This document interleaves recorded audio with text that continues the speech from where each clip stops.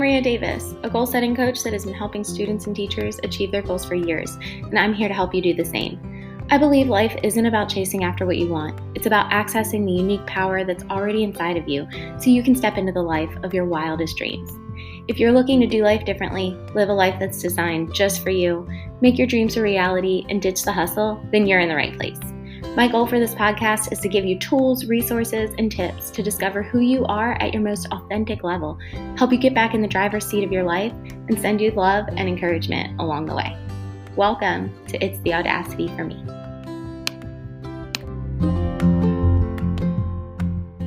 Hello, and welcome back to It's the Audacity for Me. I am your host, Ria Davis, and we are on episode 3. This week, we'll talk about developing better habits, and we're really going to dive into maybe an alternative perspective of habits and what they are and why we should have them. And we're going to finish up today by talking about some ways and some strategies that you can use to form and keep habits.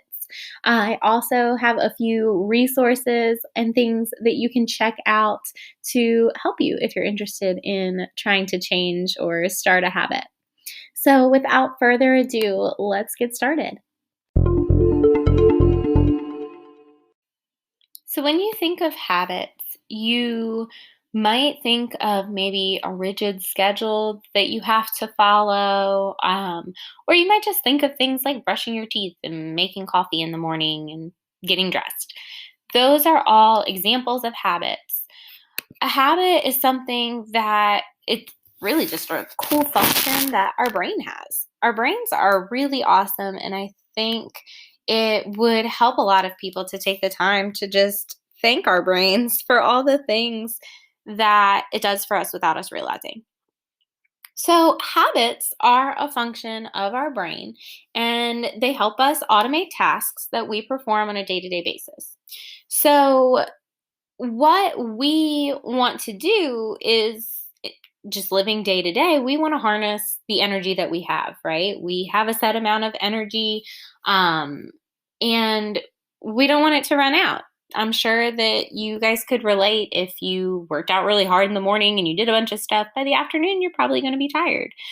Habits help us eliminate fatigue in our brain and possibly physically too. But think about the first time that you rode a bike or you drove a car, and think about how you really felt.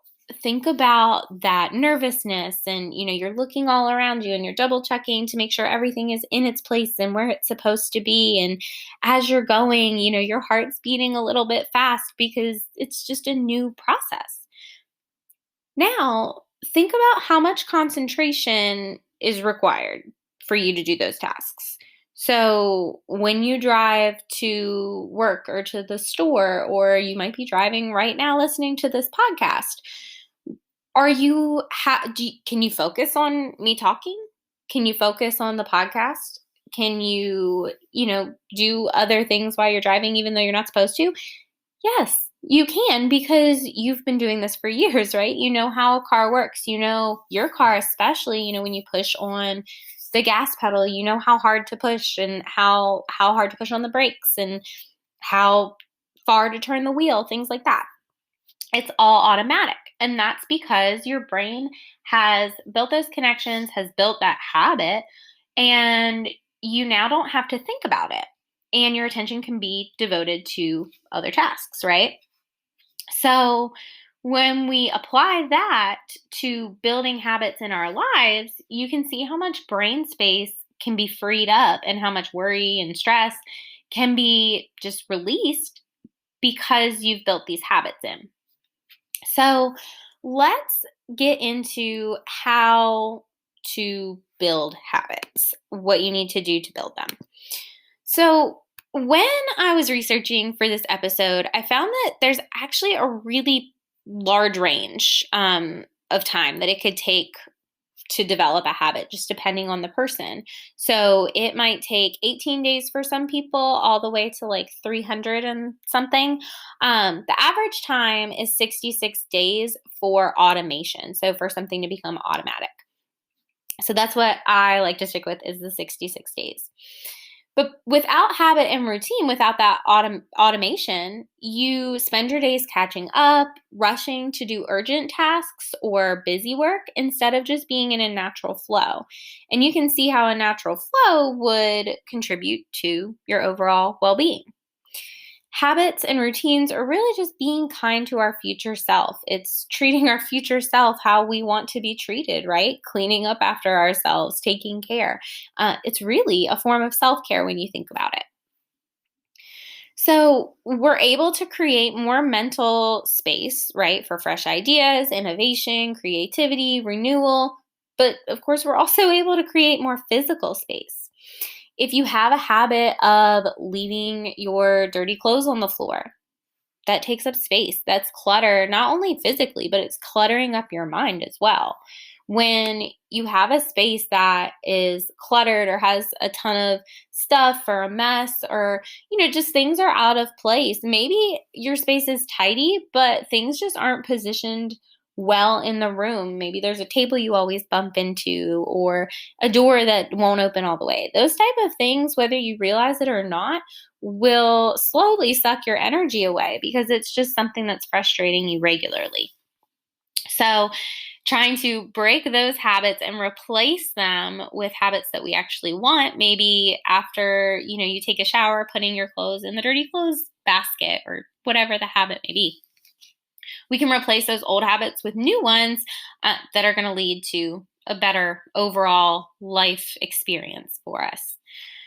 So, let's take a little break. And when we come back, we're going to talk about some strategies that you can do to help you build habits and talk a little bit more about why we would want them. We've talked about why you would want habits, kind of the general pros and cons, but I want to take some time to dive a little bit deeper and look at them on a more personal level, because a lot of people, I see a lot of limiting beliefs when people talk about habits. I feel like there's two camps that are maybe not the most positive. You've got Camp One, or Camp A, whatever. They are the people who participate in habits, whether they're good for them or not. And those habits are just because that's the way it's always been, and that's the way we'll continue to do them. And of course, I'm sure that you could think of examples of where this just is flawed thinking. There are plenty of places and issues in the world where we can see that the way things have always been done are not working, and we can't continue to do them that way.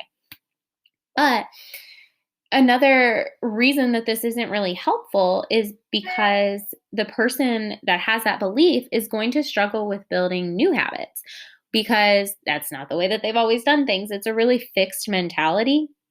There's no real flexibility in that kind of thinking. So that person's going to really struggle with building habits. So that's the first thing, is just changing your mindset to, this is something that I'm doing for me, which kind of ties into the second limiting mindset, or maybe not as positive mindset about forming habits.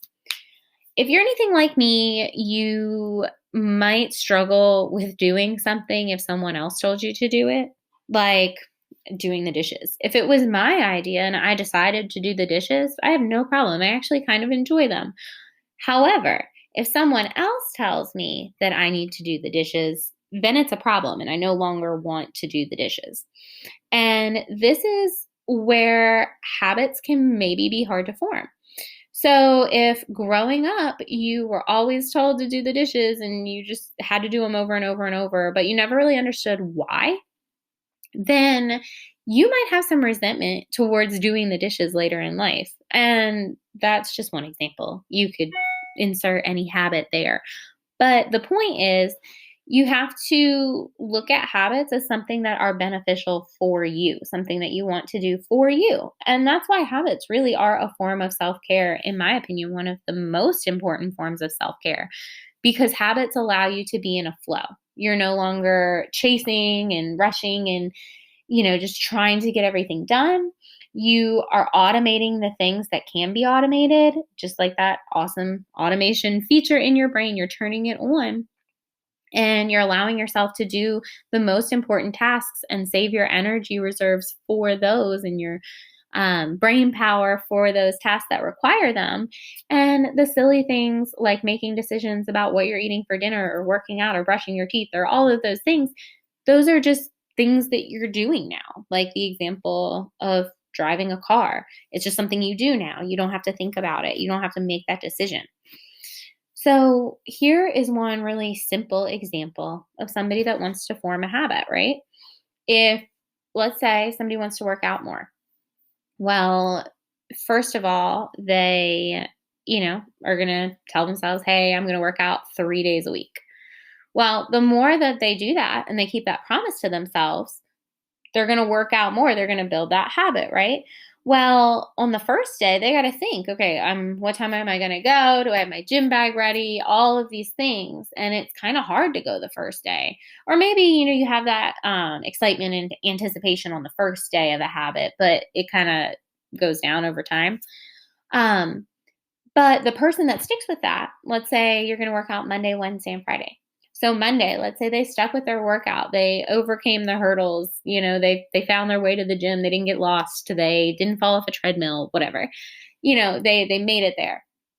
Well, on Wednesday when they leave to go to the gym, now they know what the parking situation is. Now they already know, what locker they want to use. Now they already know how far the gym is away and how long it takes to get there and what the traffic looks like and things like that.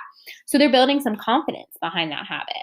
And then by Friday, they're like, okay, I got this. And they can really focus on the workout. No, they're not having to use all that mental energy to plan and think and do all those things because it's already automatic. So think of it kind of like meal prepping, right? That's a habit. If you meal prep every Sunday or Wednesday or, whatever you do, that's a habit you can get into. And if you get into that habit, let's say on Sundays you plan out your meals or let's say Saturday you plan your meals, Sunday you prep them, whatever you do, you're now in this habit of you're choosing your meals once a week. They're ready to go. You don't have to think about it. And that decision making, even though a lot of people don't notice it, it's more subconscious, that decision making wears you down. You have decision fatigue. Your brain is worn out when you have to make these little decisions. So the more that we can eliminate that just suck of energy and the unnecessary suck of energy, the better we're going to do at the tasks that really need us to do well on them. So let's take a quick break. And when we come back, we are going to talk about some ways that you can form habits. And I'm going to give you some resources that I think are really awesome if you're interested in learning more. So.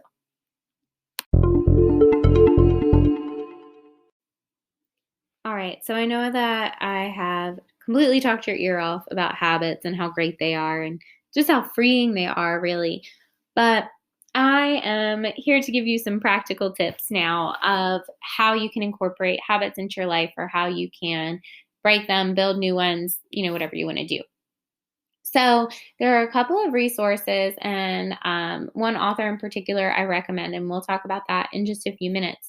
But I want to give you some of the tips and tricks and things that I use in my own life to help with building and keeping and maintaining habits in hopes that they can help you too. So one thing that I really, really try and do is I try to stay away from having urgent things to do, right? I plan ahead. And that is something that you kind of have to be in a habit for. So I like to take a little bit of time on Mondays. I usually spend quite a bit of time, actually, maybe an hour to 2 hours, depending on what's going on. This year has been kind of crazy, so it varies. But I try and do that at least once, if not twice a week, to just look at what is coming up. What tasks do I have that are urgent? What do I have that's important? What's going to help me in the long run? What is just busy work? I just take the time to reflect and analyze that. And that's a good practice to be in anyway, just reflection and things like that. But it can help you identify where you need habits. If you're just kind of on autopilot and you're not really looking at and reflecting on your day-to-day life, it's easy to miss opportunities where habits could be really helpful. So, one habit that I got into a while ago, I built up, and then I kind of fell out of it, but I did get back into it. This is one thing to remember. Life is always ups and downs. You're never going to have a habit that's just perfect all the time. But one habit that I try to maintain is my dishes. So I try to never have dirty dishes by emptying out the dishwasher as soon as it's clean and then just loading it as we use dishes. I find that it's a little bit harder when we eat a huge meal because at that point you're really doing a whole dishwasher full of dishes. So that can be a little bit frustrating. Plus, I am trying to teach my kids how to do the dishes or giving them a little introduction right now. But things like that can help you so much because right now I'm going to get in a little teeny tiny tangent, but it makes a lot of sense. So when the 40-hour work week was designed, when the 9 to 5 was set up, this is when wives were at home. And I am just beyond grateful and ecstatic and just at all the feelings about the fact that we, as women, can work, we can do things, we can vote, we can all these things. However, when women were in the house, that was what they did. They took care of the house, right? They didn't have to go to work and then come home and take care of the house. And so when society agreed upon this 40-hour work week, that was assuming that there was someone in the house taking care of the children and the bills and the dishes and the laundry and the lunches and all of the things that have to happen just for a household to survive, never mind make money and thrive. So when we we took on jobs and, now there are, if you have kids and are together with somebody or married or whatever, there are two parents, right, in the household, but they're both out of the household working. Or even if you don't have kids, you're still, there's both people are most of the time working. Of course, you have stay-at-home moms, and I applaud you. I think that's awesome. And I know it's hard. So hats off to you. That is a really hard job. But I just wanted to say that when this 40-hour work week was designed, someone was at home taking care of things at home. A lot of people don't have that luxury now. Or, just a lot of people are both out of the house. So what habits allow us to do is kind of let the house run itself. And of course, you still have to switch the laundry, fold the clothes, do those things. But instead of having this gigantic pile or having, a sink full of dishes, which I still get sometimes, I'm not at all perfect. But when you have these habits, that mental energy and stress that has to go towards those tasks because you're already drained from the 40-hour work week and maybe more, it just helps. Habits help to automate things. And just to offer another perspective too about freeing you, when you have these habits, it's much easier to make a decision like, oh my goodness, you guys, it's a beautiful weekend. Let's go to the beach, because you know that things are taken care of. You have these habits. You can trust yourself because you built those habits. You have that trust with yourself, and fun things that you can do are a little bit easier when you have those habits. All right. Super sorry. Tangent over. Let's talk about those resources. So, one author that I love, her name is Gretchen Rubin. She doesn't know me. This isn't sponsored by her, nothing like that. But she has some amazing books and really dives deep into habits, how they form, what they are, all those things. She, like I said, has several books. She has a podcast. She has a whole website. So I definitely encourage you to check her out if you are interested in learning more about habits and diving deeper. And then also I have 2 different articles that were pretty interesting about habits, forming habits, how they form, some ways that you can adjust your habits, things like that. So I'm going to link all of that in the show notes. And I am hoping to have a free resource uploaded on the website related to habits, but that will be coming in the near future. So stay tuned for that. Thank you for listening. I hope that you have the most wonderful of days. I'll see you next week. Bye.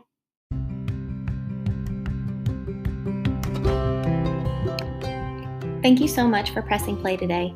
If today's chat inspired the audacity in you, make sure to subscribe so you never miss an episode. And be sure to leave a rating and review on iTunes to spread the love and help more people find the show.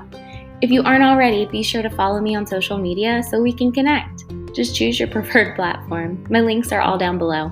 Have a beautiful day, friends.